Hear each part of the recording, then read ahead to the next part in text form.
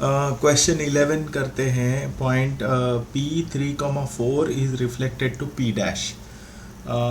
तो ये point P3,4 उसको रिफ्लेक्ट करेंगे P dash in the x axis. Okay. फिर यहाँ पे हमको ओरिजिन को रिफ्लेक्ट करना है. ओरिजिन को बट लाइन P डैश के ऊपर से रिफ्लेक्ट करना है. तो ये मेरी लाइन P डैश है. उसको in that line if you reflect you will get this as A dash.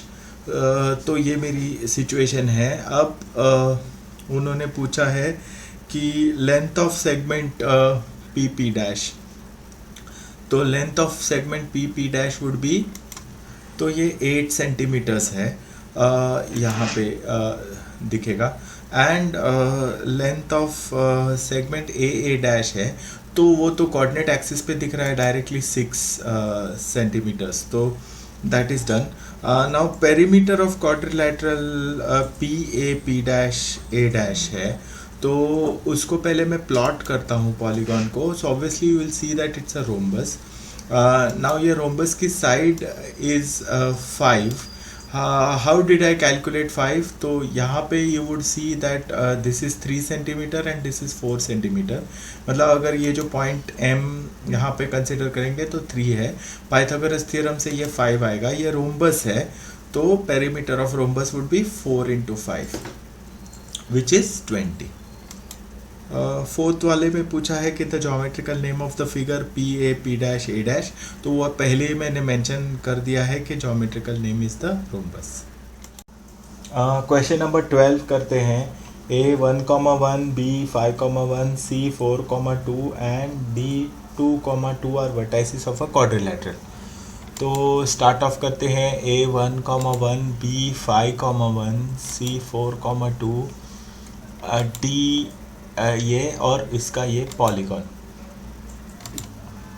तो ऑब्वियसली दिख रहा है कि ये जो पॉलीगॉन है वो आइसोसेलेस ट्रेपेजियम है. CD is parallel to AB and AD और AB की लेंथ सेम है. ओके.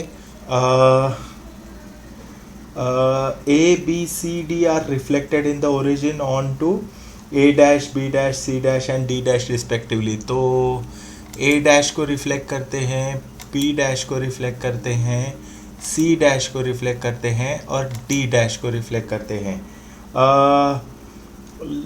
रिफ्लेक्ट तो locate A dash B dash on the graph sheet, तो वो तो हो गया है.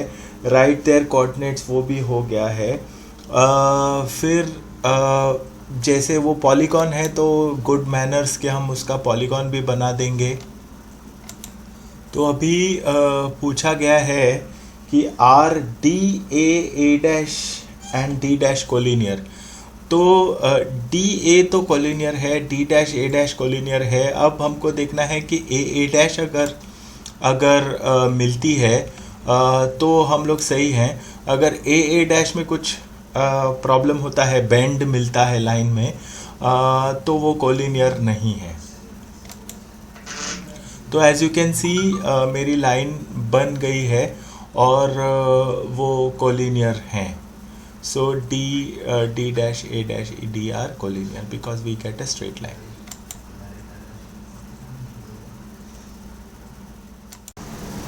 Exercise 9B question number 14. ये मेरे points P, Q and R are vertices of a triangle PQR. अभी हमको बोला गया है कि you have to find the reflection of the points. तो P dash is the reflection of P, Q dash is the reflection of Q, R dash is the reflection of R in the origin. Okay, तो ये triangle बन गया which is the reflection of PQR in the origin. अभी हमको बोला है कि you have to find P2 dash, Q2 dash, R2 dash which is reflected in the x axis. तो ऑब्वियसली मेरा ट्रायंगल बनेगा जो reflection of the triangle PQR in the x axis, तो ये वाला मेरा एक्सिस। अभी हमको बोला है कि mention the special name of the quadrilateral Q R Q two dash and find its area. तो ऑब्वियसली इसको जब मार्क करते हैं तो हमको पता चलेगा कि वो आइसोसेलेस राइट है, आइसोसेलेस ट्रेपेजियम है, और अभी उसकी एरिया फाइंड आउट करते हैं। तो I have removed the triangles and now you can see clearly that it is an isosceles trapezium. Area of isosceles trapezium is half sum of parallel sides into height. So one of the parallel sides is 2 and the second parallel side is 8. So 8 plus 2 is 10. 10 का half is 5 और ये जो height है वो है 3 centimetres. तो जैसे यहाँ पे कोऑर्डिनेट 6 है, कोऑर्डिनेट 3, 6 माइनस 3 is 3, तो 5 3s are 15। So area of this quadrilateral is 15 square centimetres. ICSE sum number 15 point 2 comma minus 4 is reflected about the line x is equal to 0। तो अबाउट का मतलब है इन y इक्वल टू 0, तो ये हो जाएगा मेरा point number Q, point Q। And similarly उन्होंने पूछा है कि find the coordinates of Q, तो मिल गए, खैर उसका ऑर्डिनेट का साइन चेंज कर देने का। The point Q is reflected about the line y equal to 0। About the line y equal to 0 मतलब in the line x is equal to 0, तो r मेरा इस तरफ आएगा। यही ये सम का ट्रिक है। अभी तो सम क्रैश हो गया क्योंकि इसको अगर हम लोग ज्वाइन करेंगे तो ट्रायंगल मिल जाएगा। ट्रायंगल का एरिया है तो मेरा क्यू आर इज़ 4 एंड मेरा पी क्यू इज़ 8, 8 4 ज़ा 32, 32 का half is 16। Question number 17, using graph paper plot the points A 6,4। तो ये रहा मेरा 6,4 एंड B 0,4, तो ये रहा मेरा 0,4। फर्स्ट सब क्वेश्चन में पूछा है reflect A and B in the origin. तो A को अगर मैं ओरिजिन रिफ्लेक्ट करूँगा तो मुझे A डैश मिलेगा जो यहाँ पे है। B को रिफ्लेक्ट इन द ओरिजिन करूँगा तो मुझे मिलेगा B डैश जो यहाँ पर है।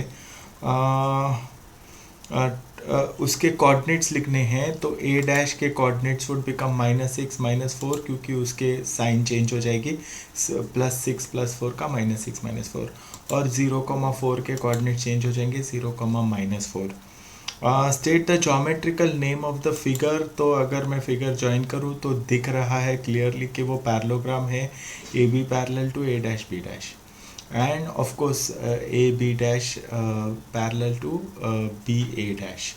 तो ये हुआ ये find its perimeter. Now perimeter करने के लिए मुझे एक छोटी सी कैलकुलेशन करनी पड़ेगी जो मैं यहाँ पे डेमोन्स्ट्रेट करता हूँ। तो अगर मैं ये ट्रायंगल कंसिडर करूँ तो यू वुड सी दैट मेरा AB इज़ 6 सेंटीमीटर्स एंड ये जो मेरा साइड है B डैश इज़ 8 सेंटीमीटर्स। तो अगर मैं पाइथागोरस थ्योरम यूज़ करूँ तो मुझे ये वाली साइड मिलेगी जो 10 सेंटीमीटर्स आएगी, 6 स्क्वायर प्लस 8 स्क्वायर। ठीक है, तो I will go back to the parallelogram now and मैंने जो वैल्यू निकाल के रखी है जो 10, ये साइड की लेंथ हमने ब्लू ट्रायंगल से निकाली 10। नाउ पैरेललोग्राम की जो पेरीमीटर होता है वो 2 टाइम्स L + B होता है, मतलब उसकी लेंथ है 6, लेंथ है 10, उसकी ब्रेड्थ है 6, तो 10 + 6 16 के 2 टाइम्स, तो उसकी पेरीमीटर बन जाएगा 32। So that would be my answer.